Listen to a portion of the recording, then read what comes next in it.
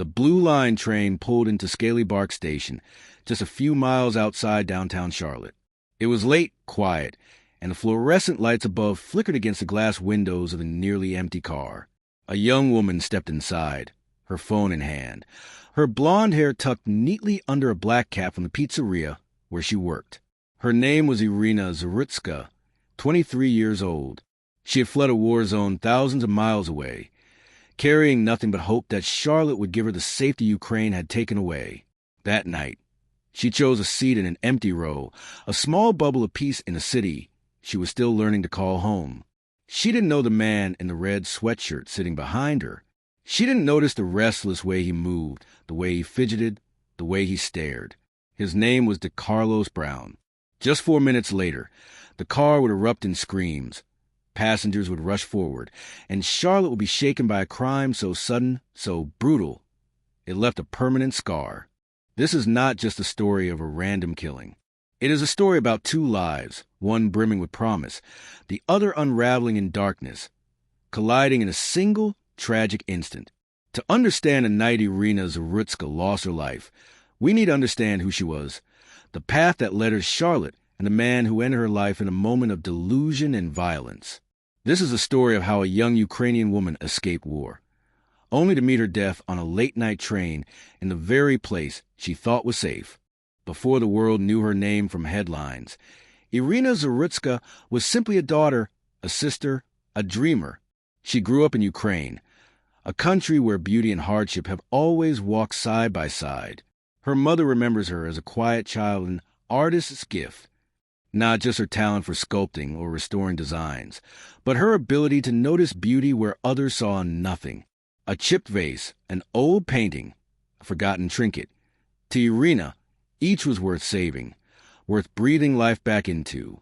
She studied art and restoration at Synergy College in Kiev, developing a skill that was precise, patient, and filled with love.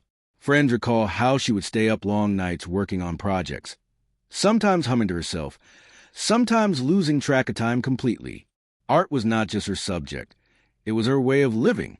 But beneath those long, creative nights, life in Ukraine was changing. Russia invaded Ukraine. Sirens replaced the soft hum of city life. Explosions lit the night sky. Every day became a question of survival. For Iryna and millions of others, the war was not something you watched on a screen. It was outside your window. She endured daily bombing raids, the rattling of walls, the trembling silence that came afterward. Each night, she lay in bed, unsure she would wake up to another morning. Her family described those months as unbearable, not knowing if they would live to see another day. Iryna's mother later said, "You don't realize how fragile life is until you hear the bombs and don't know if you'll still be here tomorrow." For Iryna, art was no longer her daily routine. Survival was. She and her family made the painful decision that millions of Ukrainians have had to make, to leave everything behind. In August 2022, 6 months after the invasion, Iryna fled Ukraine with her mother, her sister, and her brother. They left behind their home, their friends, and the country they loved. Their destination, North Carolina, United States. A family friend later said Iryna's decision wasn't about seeking opportunity. It was about seeking life itself. The chance to breathe without fear, to walk outside without looking over your shoulder, to find quiet where only chaos had been. In America, Iryna began to rebuild. She settled in Charlotte, a city alive with coffee shops, breweries, and the energy of a new chapter. For Iryna, every detail felt different. The voices, the streets, even the silence of the nights. She enrolled at Rowan Kabar's community college, taking her first steps toward becoming a veterinary assistant. It was a career that fit her heart. Friends and neighbors remembered how she often cared for their pets, how her face lit up walking dogs through the neighborhood. Her family said she was happiest when surrounded by family and loved ones. And yet, independence was calling. She was learning to drive. She was taking shifts at Zapetti's Pizzeria to earn her own money. She was inching toward adulthood in a new country. Those who knew her describe a radiant smile, a quiet determination, and an aura that made people feel safe. Her mother joked about Iryna's artist's gift of being able to sleep for wonderfully long stretches. But beneath the laughter was pride. pride that her daughter was building something in a country that promised safety. But sometimes promises break. Iryna had left the country at war, survived bombing raids, crossed borders for peace, only to face a danger no one could have predicted. Her life, full of potential and dreams, was about to collide with another life, one trapped in darkness, one unraveling under the weight of untreated illness and a criminal past. That collision would happen not on a battlefield in Ukraine, but in the unassuming silence of a Charlotte train car. While Iryna was carving a new life in Charlotte, another life in the very same city was unraveling, a life marked not by dreams but by shadows. That life belonged to Decarlos Brown. At first glance, his story could have been any other, a man born into struggle, fighting to find his place. But beneath that surface was a pattern of violence, instability, and mental illness that would eventually place him on a collision course with Iryna Zarutska. Brown's criminal history stretched back years. Convictions for armed robbery, felony larceny, breaking, and entering. He had spent more than 5 years behind bars for robbery with a dangerous weapon. But those who knew him say prison didn't change him for the better. When he was released in 2020, his family said he was different. His sister Tracy recalled, "He didn't seem like himself. He struggled to have simple conversations and couldn't hold down a job. Sometimes he would become aggressive. The changes weren't just emotional. They were psychological." Brown was later diagnosed with schizophrenia. He suffered from paranoia, hallucinations, and delusions that the world was conspiring against him. At times, he told his sister that the government had implanted a chip in his body. He believed people were reading his thoughts. He claimed he was being controlled by forces beyond his understanding. Brown's family struggled to help him. His mother, Michelle, tried to place him in long-term psychiatric care, but she was denied. She wasn't his legal guardian. The system gave her no authority, even as she watched her son spiral deeper. Tracy, his sister, carried her own scars. In 2022, Decarlos attacked her.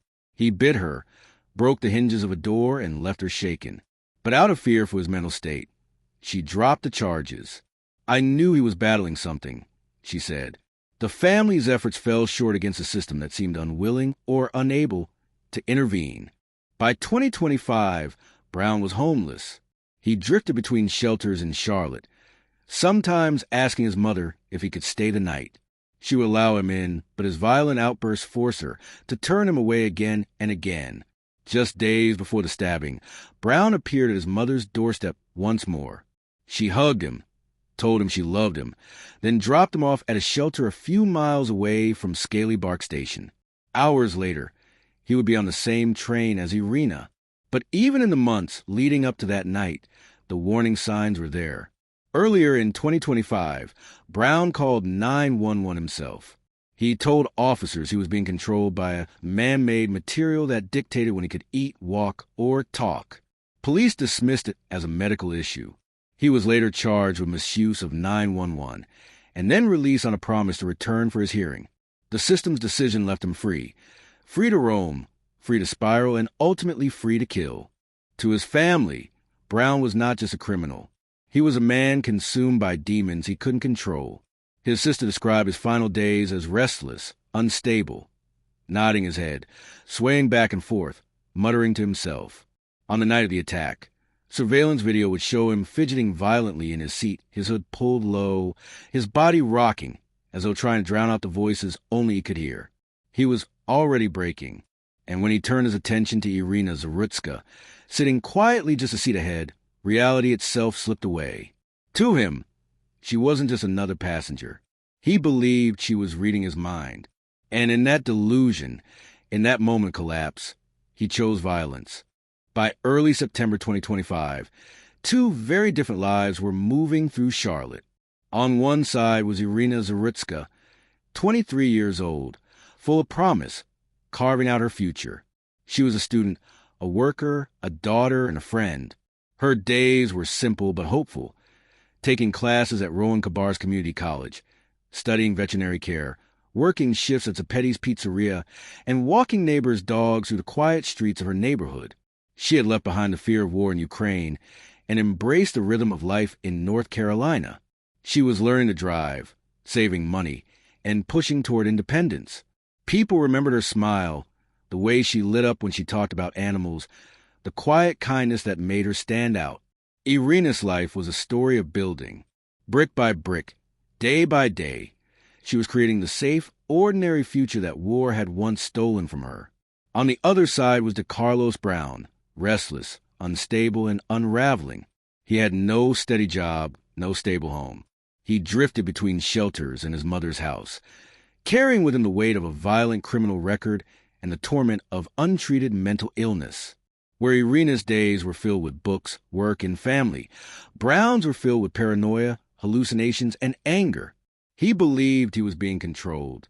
He believed people could hear his thoughts. His family saw the change in him, the aggression, the instability, but felt powerless to stop it. It was as though both lives were running on parallel tracks, one full of hope, the other consumed by darkness. And like train lines heading toward the same junction, those tracks were destined to meet. The night of September 9th was not just a tragic coincidence. It was the inevitable crossing of two stories, one trying to escape violence, the other unable to escape it within. When Iryna boarded the Blue Line train after finishing her shift at the pizzeria, she was simply heading home. When Brown took his seat just behind her, he was already lost in delusion. Neither of them knew it, but their paths had already converged, and only one of them would survive the night. It was late on the night of September 9th, 2025, when the Blue Line train pulled into Scaly Bark Station in Charlotte. The fluorescent lights hummed above, casting a cold glow over the nearly empty car. Among the handful of passengers who stepped aboard was Iryna Zarutska. She had just finished her shift at Zapetti's Pizzeria. Tired, she wore khaki pants, a dark shirt, and her work cap pulled down over her blonde hair.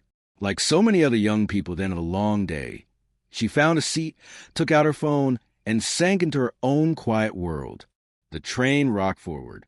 Iryna scrolled through her screen, unaware of the man sitting just behind her. It was Decarlos Brown. He wore a red sweatshirt, his hood pulled up. To the other passengers, he seemed restless, shifting in his seat, fidgeting. Surveillance footage would later show him rocking back and forth, nodding his head, then slumping forward, as though fighting some invisible enemy. For a few moments, he appeared almost calm, staring out the window. But inside, Brown's paranoia was building. He believed the young woman in front of him was reading his thoughts, invading the last corner of his mind. In his delusion, she was not an innocent passenger on her way home. To him, she was a threat. The car was quiet. Iryna's focus stayed on her phone. Brown's hand slipped into the fold of his clothes. His fingers closed around something cold and sharp. Passengers nearby would later say nothing seemed unusual until the moment everything changed. The train rattled along the tracks. The fluorescent lights above flickered faintly, humming in the background. For a brief moment, it was nothing more than an ordinary ride. Then, everything broke apart. Passengers later recalled hearing the quick scrape of fabric, the sound of a hand digging inside a sweatshirt. Decarlos Brown's body tensed, his eyes fixed on the young woman in front of him. In a sudden motion, he rose halfway out of his seat. His arms swung over the back of the chair with brutal force. A flash of steel glinted under the harsh lights. The knife sliced forward, plunging into Iryna Zarutska's face and neck. Her phone slipped from her hands. Her body jerked violently. Blood spattered across the seat, streaking down the vinyl. She clutched her throat, her eyes wide with shock, gasping for air, but only a choking sound came out. The attack was relentless. Brown's arm slashed again, and again. The blows were fast, wild, filled with raw hatred and confusion. Other passengers screamed. Some jumped to their feet, frozen in horror. A man shouted, "Stop!" But the train car was chaos. Iryna stumbled forward, her knees buckling, and collapsed to the ground. Her hands trembled as she pressed them against her wounds, blood pooling around her fingers. One woman dropped beside her, pressing her own hands over Iryna's, trying desperately to stem the bleeding. Stay with me, she cried. But the wounds were too deep. Each gasp was weaker than the last. Brown, his hood still pulled low, stood over her. His chest rose and fell as he stared, his eyes glassy, lost in some delusion only he could see. For a moment, it looked as though he might strike again. Passengers scrambled backward, huddling at the far end of the car. Someone hit the emergency button. Others dialed 911 with shaking fingers. Blood soaked the floor, dripping between the cracks of the train. The metallic scent filled the air, sharp and overwhelming. Iryna's movements slowed. Her hands slipped from her throat. Her body slumped against the seat in front of her, then slid lifelessly to the floor. The woman holding her began sobbing. "She's gone as she's gone." The car fell into stunned silence, broken only by the sound of the train clattering down the tracks, carrying the horror forward. In under a minute, the life Iryna had built in Charlotte, the refuge she had found after fleeing war, was stolen from her in the most brutal way imaginable. When the Blue Line train finally screeched to a stop, the scene inside was chaos. Passengers spilled out onto the platform at Scalybark Station, some crying, some still frozen in shock. Emergency crews rushed aboard, but for Iryna Zarutska, it was already too late. She was pronounced dead at the scene, her life cut short on the very train she relied on to get home from work. Within hours, the story spread across Charlotte. Local news outlets carried the grim headlines. By morning, the footage of the stabbing, released from the train surveillance cameras, had gone viral. The image of a young Ukrainian woman, a war refugee, murdered in a place where she thought she had finally found safety, shook the city to its core. Candlelight vigils appeared outside Scalybark Station. Strangers left flowers, handwritten notes, and photos. Messages read, "You survived war, you deserve peace." For many in Charlotte, the killing felt personal. Iryna was not just another headline. She was a young woman working 2 jobs, attending community college, trying to build a future. Neighbors remembered her walking their dogs with a smile. Friends remembered her laughter at coffee shops. But grief quickly mixed with anger. Attention turned to the man accused of her murder, Decarlos Brown. His long criminal record shocked the public. Armed robbery, larceny, breaking and entering. Even more disturbing, court documents revealed he had struggled for years with severe mental illness, including schizophrenia and paranoia. His family had pleaded for help. His mother had tried to get him into long-term care, but was turned away. And yet, despite all of it, Brown was free, riding the same train as Iryna that night. The questions erupted immediately. How could someone with such a history still be on the streets? Why wasn't more done to prevent this? Charlotte's mayor, Vi Lyles, addressed the tragedy in a press conference, calling Iryna's death a heartbreaking failure on many levels of justice, of healthcare, and of community safety. But the case did not stay local. It exploded onto the national stage. Former President Donald Trump, already campaigning heavily on crime and public safety, seized on the story. On his social media, he wrote, "North Carolina and every state needs law and order. This is what happens when Democrat-run cities let criminals roam free."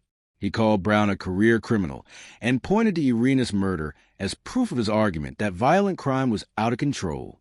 The White House amplified the case further, comparing it to violent incidents in other major cities, using it to justify deploying federal forces in Los Angeles and Washington, D.C. Trump even threatened to send the National Guard into Chicago. Suddenly, the tragic death of one woman became a political battleground. On one side, conservatives argued this was proof of dangerous policies, of weak courts and soft-on-crime leadership. On the other side, city officials and activists argued it was proof of a broken mental health system, one that abandoned both Brown and his family until tragedy struck. For Iryna's loved ones, it was agony to see her name and her face thrown into political debate. Her family spoke out, reminding the public that behind the headlines was a person, an artist, a daughter, a sister, a refugee who had already endured the trauma of war. A family friend summed it up in a single haunting line. She escaped bombs in Ukraine, only to be killed on a train in America. The words resonated.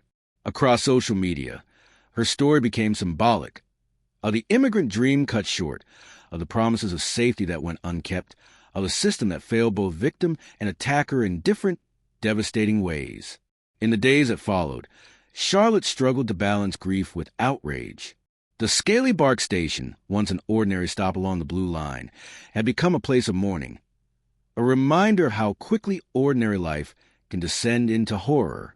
To understand how the murder on the Blue Line unfolded, you have to look beyond that single night and into the troubled life of the man accused.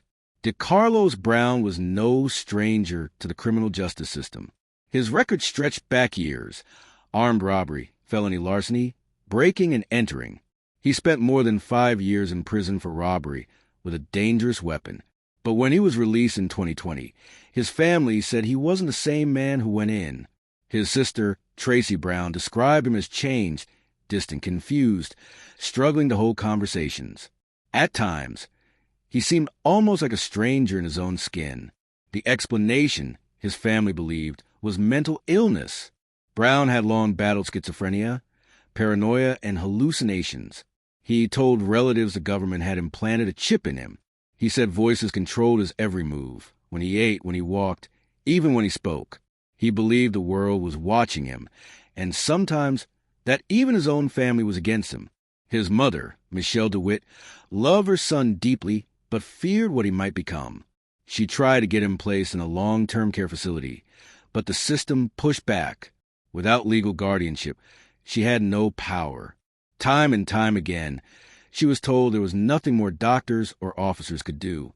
And yet, his instability only grew. In 2022, Brown attacked his sister Tracy during an argument.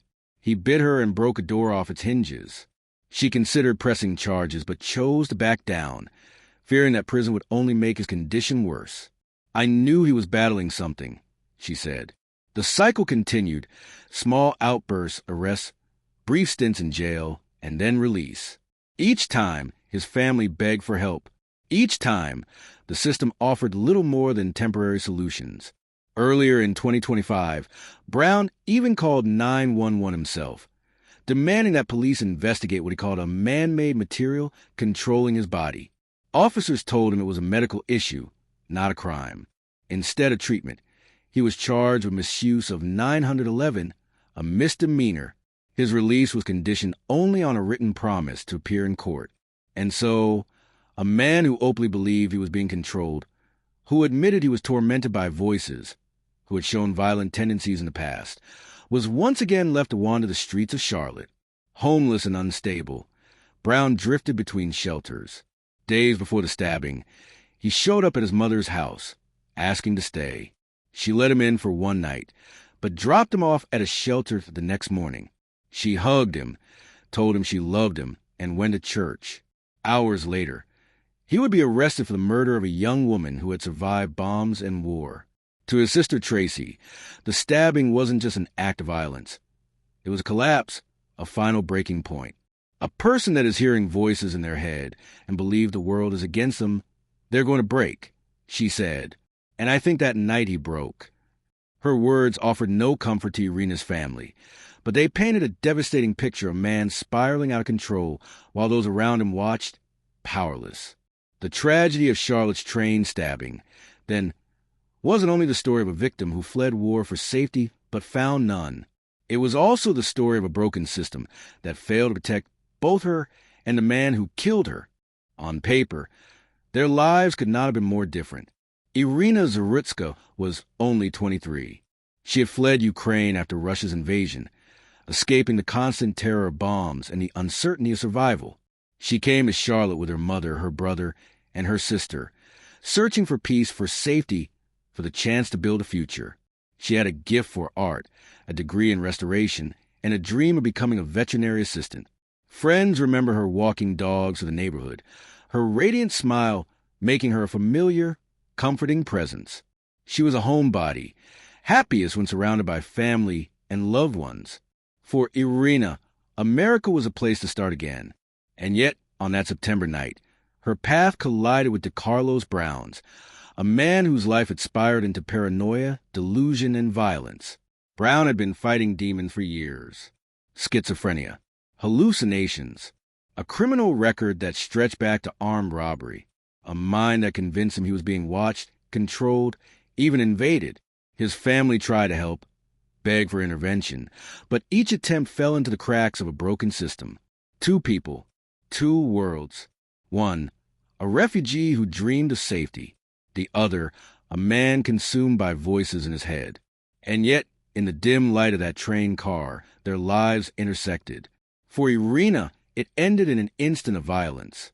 For Brown, it ended with handcuffs and a charge of first-degree murder. The collision of their paths left a wound not just on their families, but on an entire city. For Charlotte, the Scaly Bark stabbing was not just another crime statistic. It was a mirror reflecting the failures of justice, health care, and community safety. It was a reminder that violence does not exist in isolation. It grows in the cracks where people slip through, unnoticed, until tragedy strikes. For Iryna's family, the pain is immeasurable. Her mother said Iryna had what she called an artist's gift. Not only her love for sculpting and design, but her ability to rest, to find peace. In Ukraine, that peace was destroyed by war. In America, it was destroyed by a stranger's knife. For Brown's family, the pain is different but no less real. His mother still remembers hugging him that morning, telling him she loved him, not knowing it would be the last time before everything fell apart. His sister remembers watching him change, watching his mind unravel, and feeling powerless to stop it. Two families, two tragedies, one night. In the end, the story of the Charlotte train stabbing is not just about crime. It is about survival and failure, hope and despair, a young woman's dream cut short, and a broken man's delusion turned deadly. It is about the randomness of fate, how two lives, born worlds apart, can meet in one terrible moment that neither deserved. And it is about the silence that followed when the train rolled to its next stop, and passengers stepped out into a world that suddenly felt more fragile than ever. Iryna's life was stolen in less than a minute, but we can make sure her story isn't lost to the noise of the internet. Every like on this video pushes her memory further, so more people hear what happened that night on the Charlotte train. And every time you hit subscribe, you join a community determined to give victims a voice when they can no longer speak for themselves. Don't just watch and move on. Click subscribe, and help keep their stories alive.